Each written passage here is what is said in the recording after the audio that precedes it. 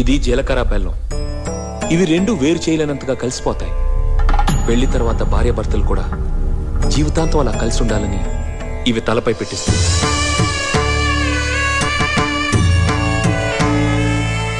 ఇది మంగళసూత్రం. మంగళం అంటే పవిత్రత, సూత్రం అంటే తాడు. ఇది మెడలో పడగానే పెళ్లి అగ్ని కంటే పవిత్రం అవుతుంది. పుట్టింటికెళ్తే అత్తారింటిని, అత్తారింటికెళ్తే పుట్టింటిని మర్చిపోకూడదనే 2 బొట్లున్న తాళిని మెడలో కట్టిస్తారు. తలంబ్రాలంటే తలపై నుండి రాలిపడేవి. ఆ ఇంట్లో సిరి సంపదలు కూడా అలా వచ్చి పడాలనే తలంబ్రాలు పోయిస్తారు. 7 అడుగుల్లో ప్రతి అడుగుకి ఒక అర్థం ఉంది. ఒకరి వెంట ఒకరు 7 అడుగులు నడిచి 6వ ప్రాణంగా 5వ తనాన్ని